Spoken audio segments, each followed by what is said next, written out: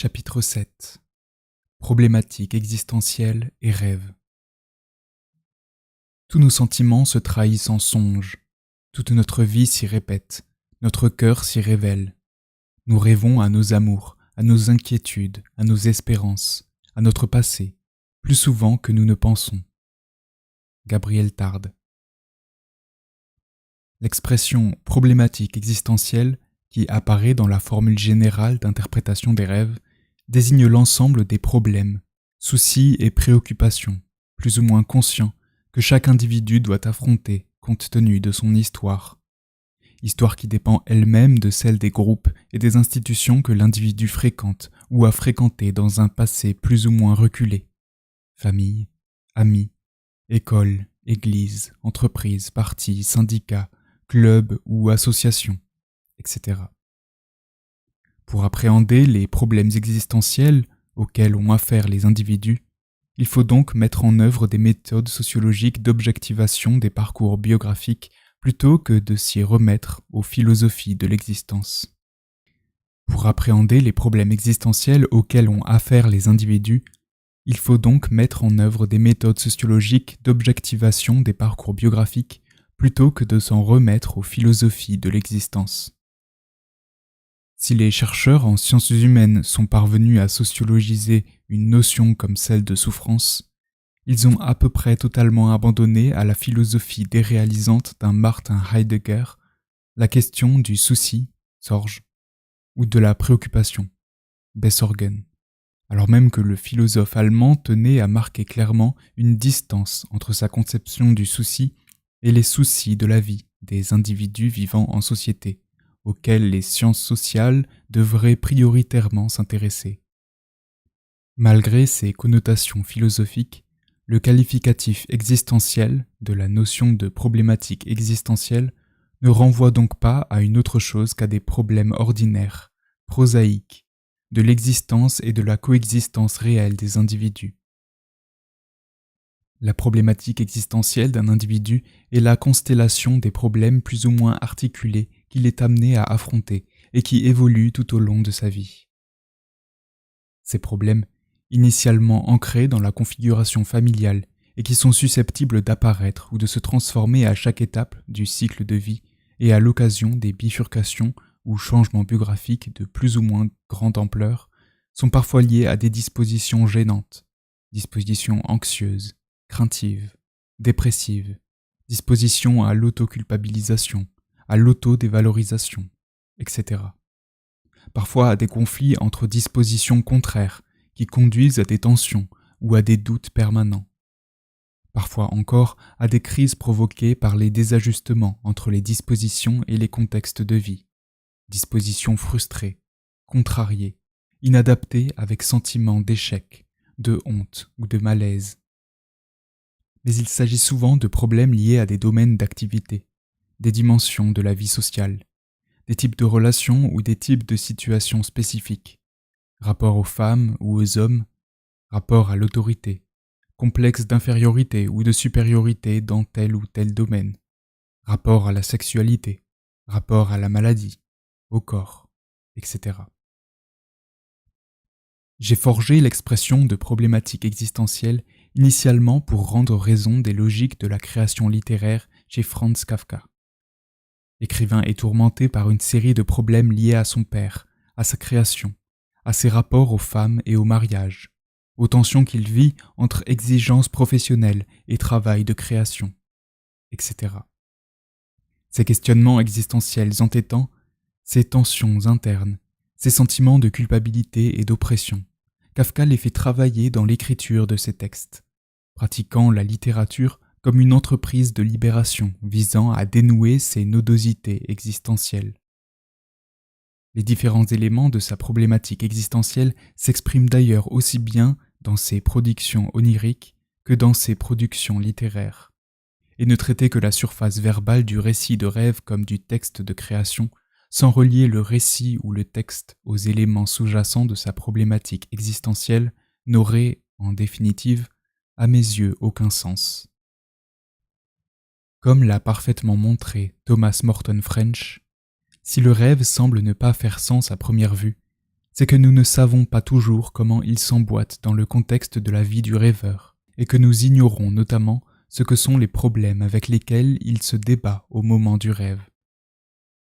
French utilise l'expression de structure cognitive, pas très heureuse si l'on considère la centralité de la dimension émotionnelle dans le rêve, pour désigner la manière dont les significations du rêve s'emboîtent ensemble comme les pièces d'un puzzle, et comment ce puzzle s'insère dans la situation réelle de vie du rêveur. La structure cognitive du rêve est une constellation de problèmes connexes, parmi lesquels se trouve le problème focal du rêveur au moment du rêve. Il faut donc, selon French, apprendre à trouver le problème focal, qui a une histoire et porte le plus souvent sur des questions d'adaptation interpersonnelle, et le stimulus précipitant qu'il a activé-déclenché pour interpréter correctement le rêve. Le concept de problématique existentielle me paraît tout particulièrement adapté pour l'étude des rêves, car il n'y a jamais de rêve totalement insignifiant ou qui ne traiterait que de situations parfaitement anodines. Sur la base de l'état actuel des connaissances sur les productions oniriques, on peut émettre raisonnablement l'hypothèse selon laquelle l'espace du rêve est le lieu de traitement des problèmes en cours non résolus, mais qui font écho à des situations problématiques du passé. Préoccupations, conflits ou tensions intrapsychiques ou interpersonnelles, situations effrayantes, embarrassantes, gênantes ou malheureuses, etc. On peut ainsi dire, avec Roger Bastide, que les rêves personnels évoquent des difficultés d'être de la personne qui rêve. Le rêveur est toujours au cœur de son rêve, même s'il n'est pas forcément mis en scène dans tous les rêves et que sa place n'y est pas toujours très nette. Il peut vivre la scène et voir le monde comme dans le procédé de caméra subjective, sans se voir lui-même. Il peut aussi se voir dans un personnage, puis dans un autre, ou dans plusieurs personnages à la fois. Mais dans tous les cas, non sollicité et inintentionnellement produit par le rêveur. Le rêve est nécessairement une projection de ses interrogations ou de ses préoccupations. Les rêves sont absolument égoïstes, disait très justement Freud. Étudier les rêves, c'est aller au cœur des problèmes que doit affronter le rêveur dans la vie éveillée et saisir la manière dont il les vit. Les productions oniriques ne se bornent pas à représenter des préoccupations et aspirations de la personne. Elles sont souvent indicatives de sa manière de penser le monde et de penser aux autres. Même si, nous l'avons vu, c'est de manière un peu superficielle qu'elles le font, les analyses de contenu quantitatives et qualitatives sur les récits de rêves parviennent à mettre en évidence ces liens entre les problèmes de la vie éveillée, qui varient selon la situation des rêveurs, et les thèmes oniriques. Les frères ou sœurs d'handicapés rêvent de la situation problématique du handicap. Les enfants vivant dans des zones de combat rêvent de scènes de guerre. Les traumatisés rêvent ou cauchemardent autour de l'événement traumatisant. Les prisonniers anciennement membres des Brigades Rouges rêvent des mêmes situations. Les étudiants de sport ou de musique rêvent respectivement plus souvent de sport ou de musique que les autres, etc. Une étude sur les femmes enceintes montre, par exemple, que leurs rêves reflètent leurs préoccupations relatives à la fécondité, la grossesse, la naissance ainsi qu'au sexe et au bien-être de leurs enfants à naître. Les femmes ayant des raisons d'avoir des niveaux plus élevés d'anxiété étaient plus susceptibles d'exprimer ou de résoudre ces sentiments par des rêves. Résumant une série de travaux sur les rêves, Isabelle Arnulf écrit « L'immense majorité des rêves met en scène des préoccupations ordinaires qui ont trait à la famille, aux personnes aimées, aux activités de loisirs et aux interactions avec les personnes avec lesquelles le dormeur étudie ou travaille. Et si nous rêvons de proches, famille, amis, collègues, c'est parce que ce sont des personnes avec lesquelles nous sommes impliqués émotionnellement, pour le meilleur et pour le pire. » En 1972, Calvin S. Hall et Vernon J. Nordby rappelaient un résultat massif des études quantitatives, à savoir que les rêves malheureux ou de malchance sont souvent plus fréquents que les rêves heureux dans toutes les séries de rêves faites par un même individu ou par des groupes d'individus. Pour les 7 personnes, qui ont raconté un total de 709 rêves, 582 contenaient une agression, un malheur ou un échec. et 313 contenaient un acte amical, une bonne fortune ou un succès. Les résultats pour les 7 rêveurs sont confirmés par une analyse de 1000 rêves obtenus de la part de 200 jeunes hommes et femmes adultes.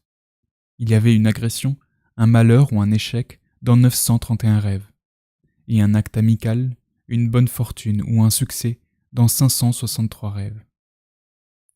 La conclusion est évidente. Beaucoup plus de mauvaises choses que de bonnes choses se produisent dans les rêves.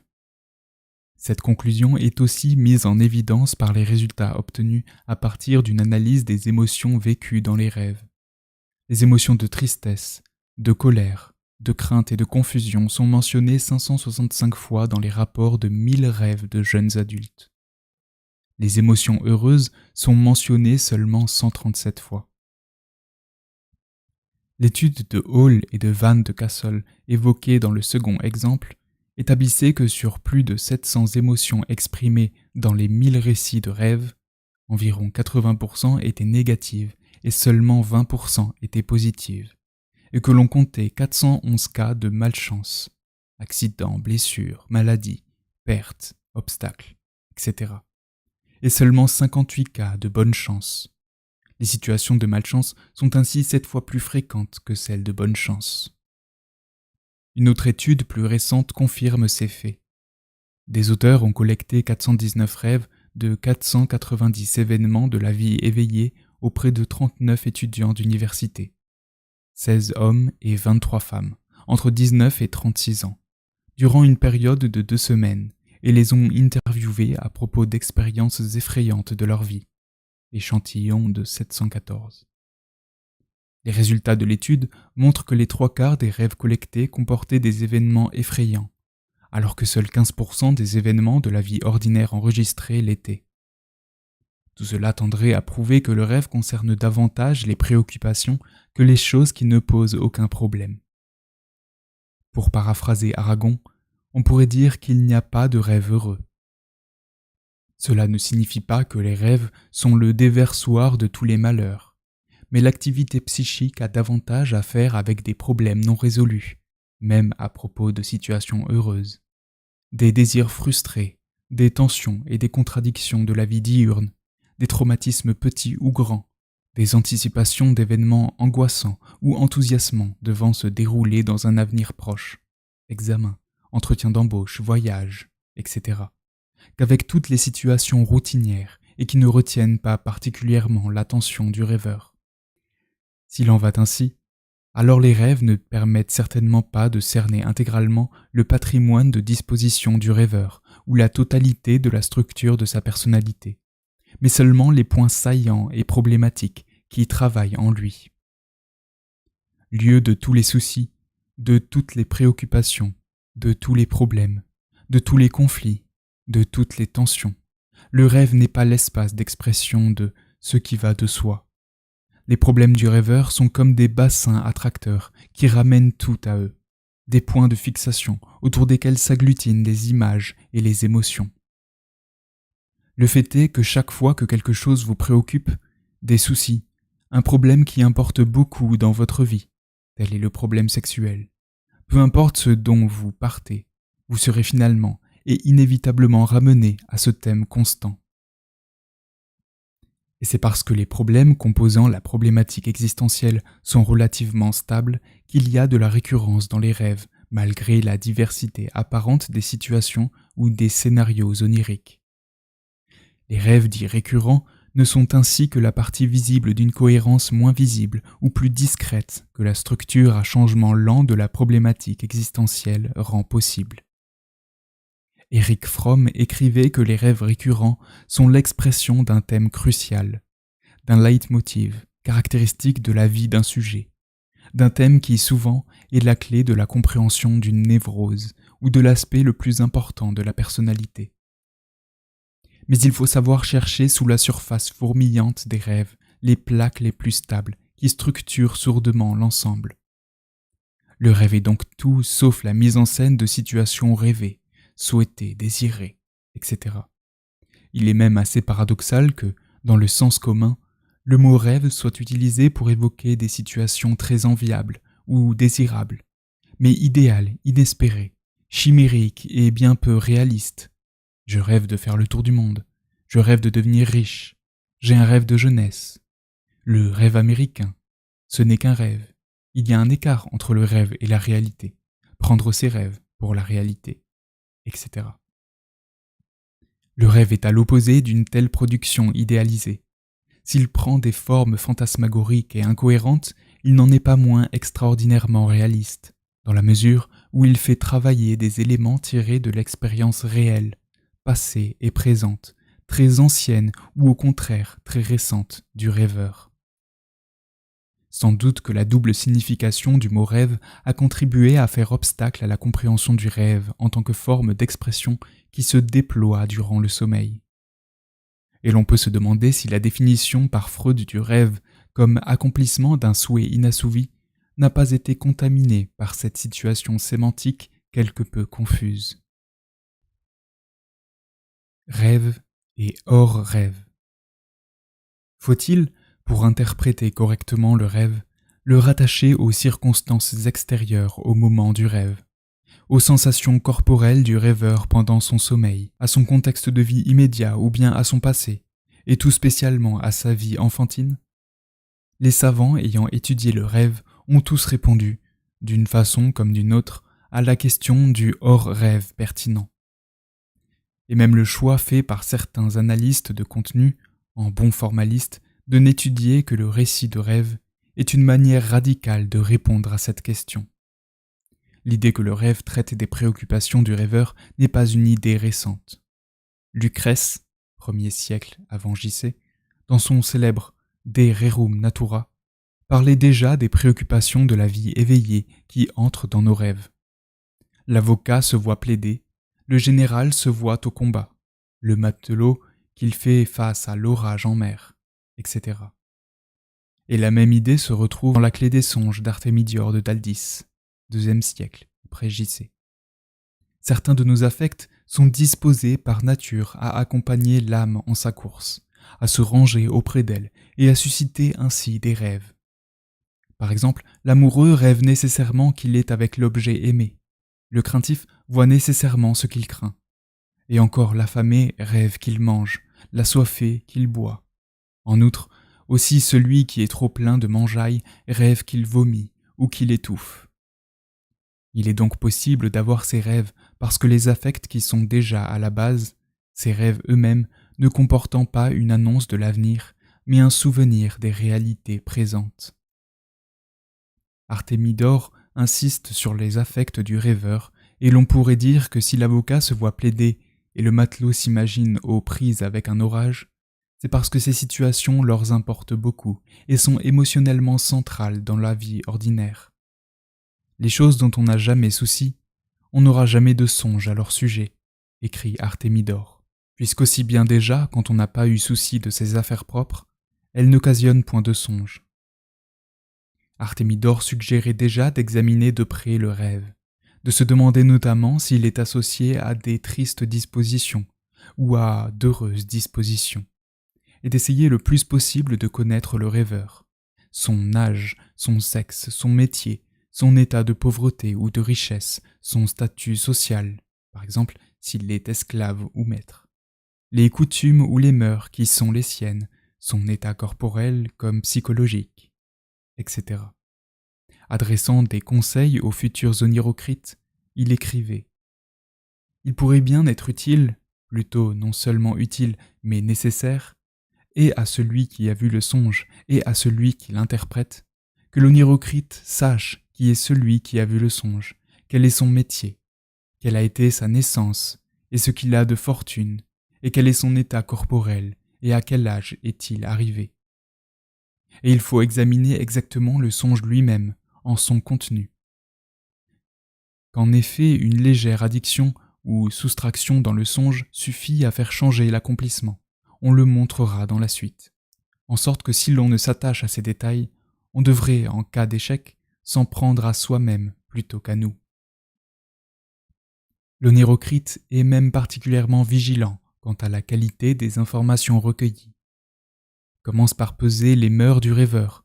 Je veux dire, renseigne-toi avec soin sur ses mœurs. Et s'il n'y a pas de sûreté à te renseigner auprès des rêveurs eux-mêmes, ajournant la chose pour l'instant, renseigne-toi en ce qui les concerne auprès d'une autre, pour ne pas faillir. Et il poursuit en disant que, par la connaissance de ses mœurs, on peut savoir si ce qui a été vu en songe est une habitude dans la vie quotidienne ou une façon de parler d'autre chose, c'est-à-dire de symboliser. Artémidore est donc très loin des clés des songes qui, du Moyen-Âge jusqu'à nos jours, proposent des dictionnaires universels de symboles en faisant correspondre des significations univoques à des signes. Non seulement les éléments des rêves, lieux, objets, animaux, personnes pris parfois dans des arrangements minimaux, y sont décontextualisés. Très peu de longs récits de rêves sont livrés. Mais ils présupposent l'universalité des significations et laissent dans l'ombre la question de l'arrière-plan existentiel propre aux rêveurs. Les clés des songes au Moyen-Âge mettent ainsi en rapport ce contenu réduit à peu de mots et une signification univoque donnée elle aussi sous une forme condensée. Par exemple, le rêveur a vu une cithare, mais rien n'est dit de son rapport à cet objet. L'objet est censé signifier en soi quelque chose, indépendamment du rapport du rêveur à l'objet. Mais certaines pratiques s'émancipent des clés des songes pour pratiquer cette mise en relation du rêve avec des informations sur l'état du rêveur que suggérait déjà Artémidore. Jean-Claude Schmitt a montré l'existence de ces intentions plus respectueuses des logiques des rêveurs. La mère de Guibert n'usait d'aucune clé des songes. Elle discutait longuement du contenu des rêves avec la personne concernée et en proposait une interprétation globale en tenant compte de l'état spirituel et moral du rêveur. Ainsi, selon l'aveu de son fils, elle révisait avec moi mon application à l'étude, mes actes et mes occupations. Les savants des XVIIIe et XIXe siècles ont régulièrement cité des auteurs comme Lucrèce ou Artémidore, soit pour relever des superstitions auxquelles ils participaient, soit pour noter les éléments pertinents dans la perspective d'une science des rêves. L'abbé Jérôme Richard cite ainsi Lucius Accius, 170-86 avant JC, qui souligne les liens entre préoccupation diurne et imagination nocturne. Un très ancien poète a dit, avec autant de vérité que d'élégance, qu'il ne faut pas s'étonner si les hommes sont frappés en songe des mêmes objets qu'ils voient et qui les occupent dans le cours ordinaire de leur vie. Richard pense que les onirocritiques ne se trompaient guère dans leur interprétation des rêves, parce que le rêveur les renseignait sur sa situation. Quiconque veut se mêler d'expliquer un songe doit savoir qui est celui qui l'a eu, ce qu'il a fait, comment il est né, quel est l'état de sa fortune, de sa santé, de son âge. C'est Artémidore lui-même qui parle de toutes ces précautions à prendre. Pour lui, il est clair que les images du rêve sont liées à ce qui a le plus fortement affecté l'âme pendant le réveil, et aux objets dont elle s'occupe le plus habituellement. Mais il souligne aussi le fait qu'on peut ne pas prendre conscience de ces liens du fait de la forme propre au rêve. Involontaire et souvent étrange, cette forme d'expression humaine n'en est pas moins reliée à nos pensées, nos sentiments et nos actions dans le monde éveillé. L'attention est tellement absorbée par ce que le songe présente d'extraordinaire ou de nouveau qu'il semble que l'on n'ose pas revenir sur ses pas et se souvenir que l'on a existé, que l'on a eu des idées, que l'on a entendu des discours, formé des projets, fait des actions qui y ont donné lieu. Le désordre dans lequel l'imagination a présenté pendant le sommeil ces images différentes et dont l'âme a été fortement frappée, est tout ce qui occupe dans le réveil. On cède à l'étonnement et à la surprise, tandis que l'habitude de réfléchir sur ce qui s'est passé persuaderait que l'on a formé soi-même les songes sans s'en apercevoir, comme 1000 autres actions naturelles et nécessaires qui ne fixent pas l'attention, quoiqu'elle ne soit pas moins sensible. Mais on n'y voit rien que de naturel, et on n'imagine pas d'y rien chercher de merveilleux ou de divin. Près d'un siècle plus tard, Karl Albert Scherner en appelle à une connaissance approfondie du rêveur, du point de vue essentiellement des circonstances récentes qui ont suscité le rêve. Avec une grande attention, le chercheur détermine et en même temps les circonstances de la vie du rêveur ayant précédé le rêve. Il lit dans les mines et les humeurs de l'âme, encore présentes au matin, le type de motifs qui ont engendré le rêve, puis compare avec eux ce qui a été dit et fait. Souvent, il lit profondément dans l'âme du rêveur, bien au-delà de ce que le rêve semblait signifier à celui qui le raconte. Et le secret entier de son intimité se manifeste par les images du rêve produites involontairement pendant la nuit. Toutefois, une connaissance très précise de la situation individuelle du rêveur est nécessaire pour trouver la piste menant à la véritable situation et à la véritable nature du fondement des images oniriques marquées, qui servent le plus souvent de colonne porteuse aux autres images du rêve. Car les images principales du rêve sont le plus souvent déterminées par les intérêts du rêveur vécus le jour précédent et par leurs incarnations réelles.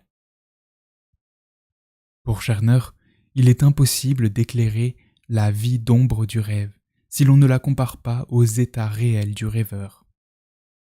Ces derniers transparaissaient ou cherchent à s'indiquer dans le rêve.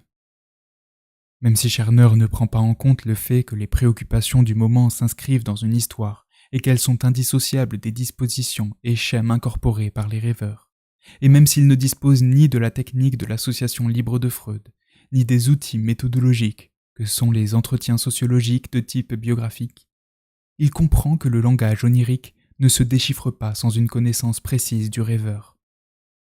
Armé de cette conviction, Scherner mène un travail d'analyse et se met en quête de retrouver l'origine des différentes images qui composent le rêve. Il parvient bien à montrer que les éléments du rêve sont tirés de la vie du rêveur.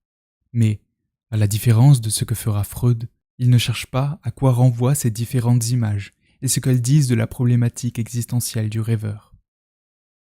Un jeune homme rêve que sa tante lui a fait une surprise en lui offrant un cadeau. Et alors qu'il l'ouvre, il découvre avec étonnement que ce sont 4 paires de caleçons de bain courts que l'on utilise pour nager, chacun étant d'une couleur différente, blanc, rouge, jaune, bleu. Qui pourrait résoudre ce rêve sans connaître, dans leur genèse réelle, les impressions marquées qui se trouvent à sa base? Et pourtant, il ne s'agit que d'un rêve marqué très simple. En effet, le rêveur attendait dans la réalité un cadeau de sa tante, chose qu'un tiers lui avait révélée. Le jour précédant le rêve, il se trouvait dans la mairie de la ville, que l'on avait décorée d'une quantité de drapeaux multicolores pour célébrer la présence de hauts personnages. En outre, le rêveur était un nageur émérite, et avait coutume d'exercer quotidiennement son art avec grand plaisir. Or, c'est à partir de ces 3 moments marqués que se constitue le rêve. Le cadeau attendu de la tante, les drapeaux de la mairie, les caleçons de bain. C'est à partir de ces 3 éléments que la formation marquée se tisse fort joliment, le rêve prenant pour point de départ le motif le plus intense, l'attente du cadeau, le faisant se continuer dans les drapeaux multicolores et transformant à leur tour ces derniers en caleçons de bain portant les mêmes couleurs. Si on relie les 3 éléments mentionnés, le rêveur semble attendre une reconnaissance. Le cadeau renvoie à l'idée d'une gratification et d'une bonne surprise. La couleur des drapeaux associés à des hauts personnages peut signifier qu'il attend de devenir lui-même un haut personnage, gratifié. Et le fait qu'il s'agisse de caleçons de bain a sans doute un lien avec le fait que le rêveur est un nageur émérite et qu'on lui reconnaît cette compétence.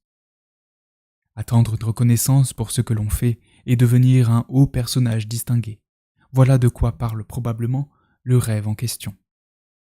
Mais pour en être totalement sûr, il faudrait connaître les dispositions du rêveur, ambitieuse ou timide, et sa situation plus large dans l'existence. Est-il satisfait ou non de sa situation?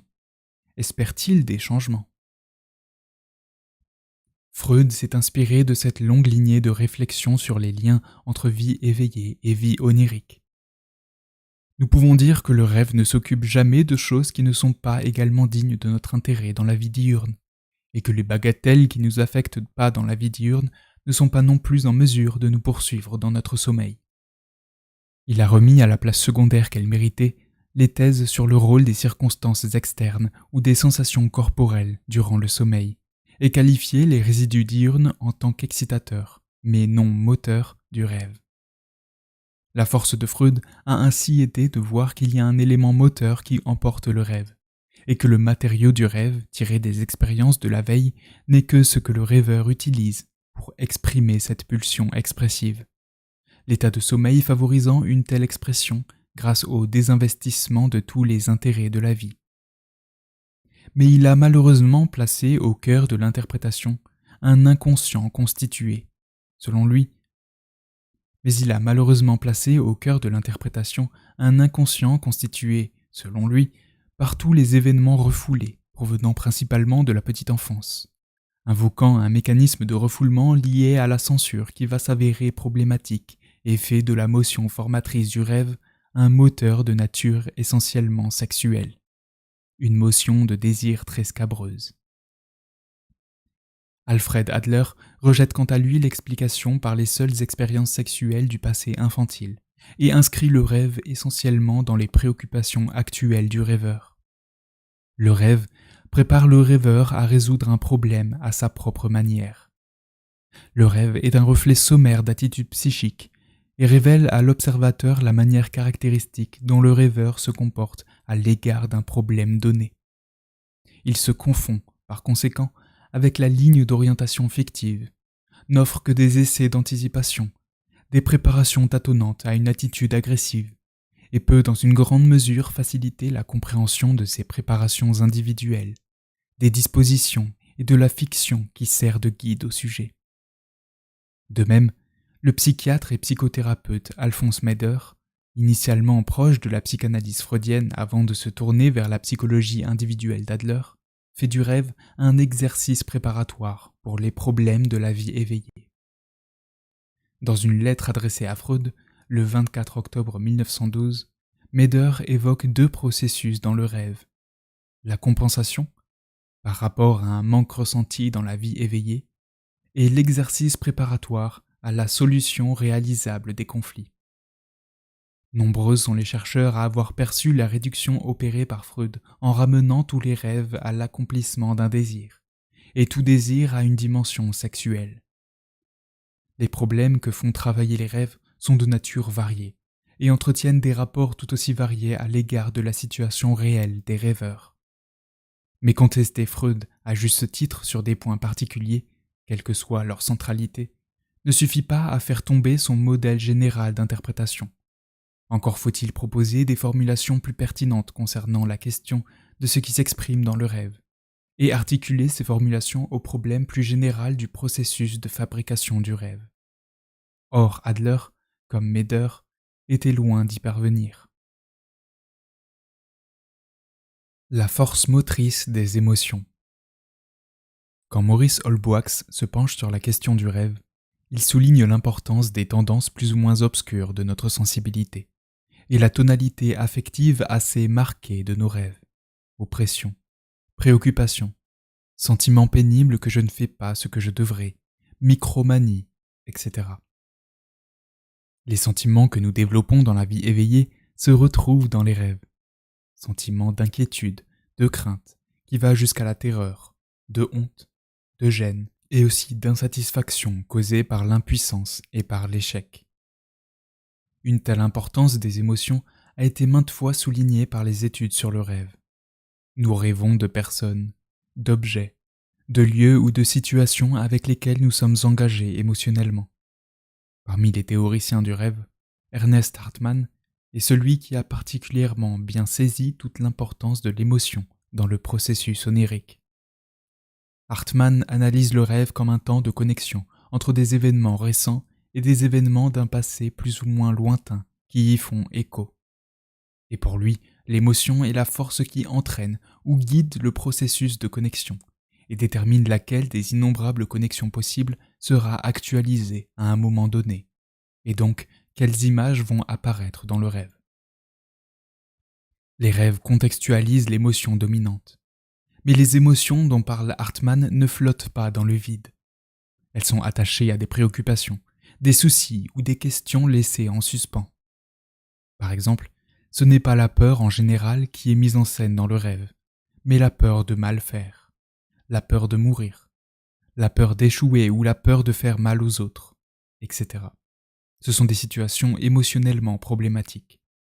Si on prend un cas très marqué de quelqu'un qui a subi récemment un sévère traumatisme, personne rescapée d'un incendie, violée ou victime d'un accident ferroviaire grave, on voit très bien le problème qui préoccupe la personne, envahit ses pensées et pénètre jusqu'au rêve.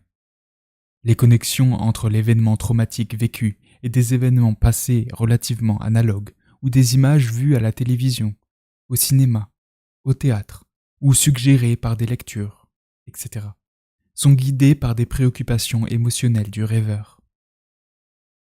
D'abord, le traumatisme est rejoué vivement et de façon spectaculaire, mais pas nécessairement exactement de la façon dont il s'est produit. Il y a souvent au moins un changement majeur dans le rêve, quelque chose qui ne s'est pas produit réellement.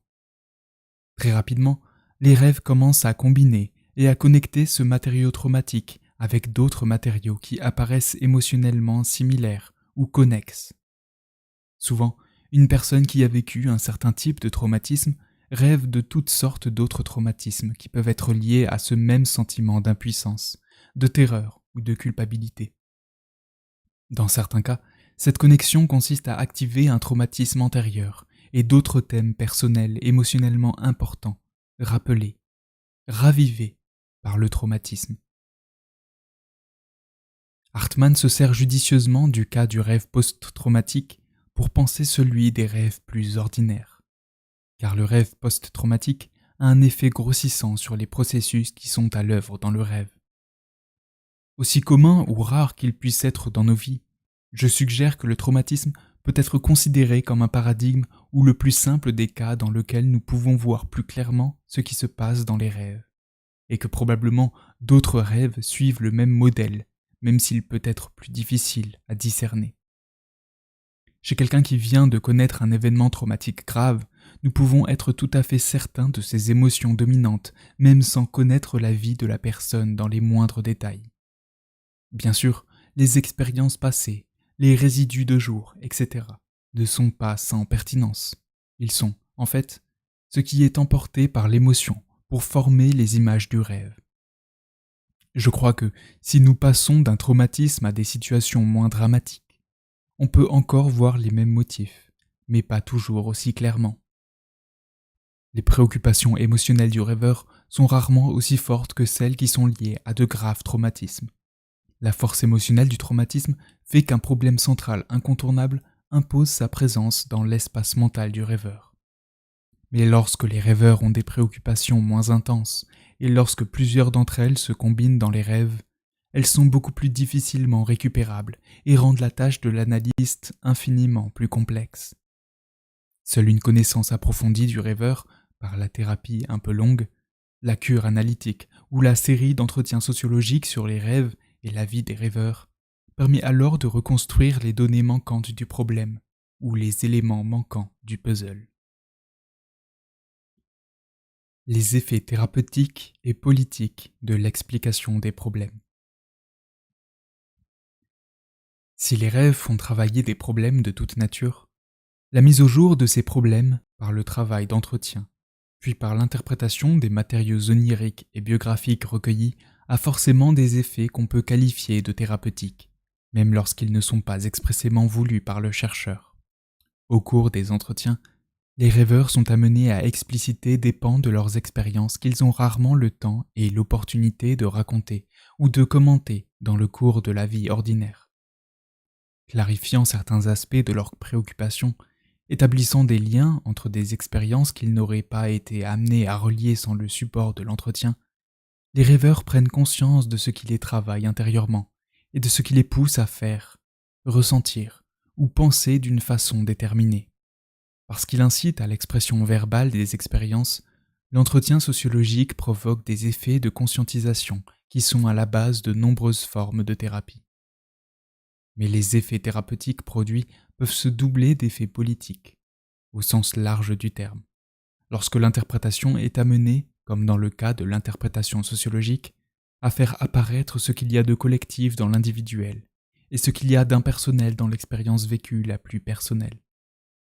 En tendant à réduire tous les problèmes à du sexuel, Freud contribuait soit à personnaliser les problèmes de ses patients, soit à les enfermer dans les limites restreintes de la sphère familiale. Si les problèmes sont de nature purement personnelle, le patient doit faire essentiellement un travail sur soi pour les résoudre. Si les problèmes personnels sont d'ordre familial, La question se pose, du coup, de la manière dont il faudrait transformer l'ordre des relations familiales pour que ces problèmes s'estompent ou disparaissent. Et s'il s'avère que les problèmes personnels ont trait à des questions structurelles de nature diverse, familiales, scolaires, professionnelles, sexuelles, religieuses, politiques, etc., alors que leur résolution passe en grande partie par un travail politique pour modifier les structures sociales. C'est ce que suggérait Frantz Fanon lorsqu'il commentait le rêve d'un ami patient noir en mal d'avancement dans sa carrière professionnelle. Le rêveur raconte : « Je marche depuis longtemps. Je suis très fatigué. J'ai l'impression que quelque chose m'attend. Je franchis des barrières et des murs. J'arrive dans une salle vide et derrière une porte, j'entends du bruit. J'hésite avant d'entrer. Enfin, je me décide, j'entre. Il y a dans cette deuxième chambre des blancs. Je constate que moi aussi, je suis blanc. » Si le psychanalyste y voit la réalisation d'un désir inconscient, Fanon souligne quant à lui la dimension profondément sociale, et, en l'occurrence raciale, de ce désir. Le rêve révèle un complexe d'infériorité dont il faudrait essayer de libérer le patient. Mais, s'il se trouve à ce point submergé par le désir d'être blanc, c'est qu'il vit dans une société qui rend possible son complexe d'infériorité, dans une société qui tire sa consistance du maintien de ce complexe, dans une société qui affirme la supériorité d'une race. C'est dans l'exacte mesure où cette société lui fait des difficultés qu'il se trouve placé dans une situation névrotique. La conséquence d'une telle interprétation qui raccorde le rêve au contexte du monde est évidemment éminemment politique. Le noir ne doit plus se trouver placé devant ce dilemme, se blanchir ou disparaître, mais il doit pouvoir prendre conscience d'une possibilité d'exister. Autrement dit encore, si la société lui fait des difficultés à cause de sa couleur, si je constate dans ses rêves l'expression d'un désir inconscient de changer de couleur, mon but ne sera pas de l'en dissuader en lui conseillant de garder ses distances. Mon but, au contraire, sera, une fois les mobiles éclairés, de le mettre en mesure de choisir l'action, ou la passivité, à l'égard de la véritable source conflictuelle, c'est-à-dire à l'égard des structures sociales. Dès lors que le problème au centre du rêve, l'aliénation de celui pour qui réussir, c'est devenir blanc, est reconnu comme un problème extérieur au patient, situé dans les structures sociales, soigner la névrose du patient conduit à terme à chercher à transformer ces structures sociales. Les remarques de Fanon posent au fond la question de la fonction thérapeutique politique d'une sociologie des rêves. Le dispositif d'entretien récurrent sur les rêves et la biographie du rêveur produit nécessairement des effets thérapeutiques de conscientisation des rêveurs et rêveuses.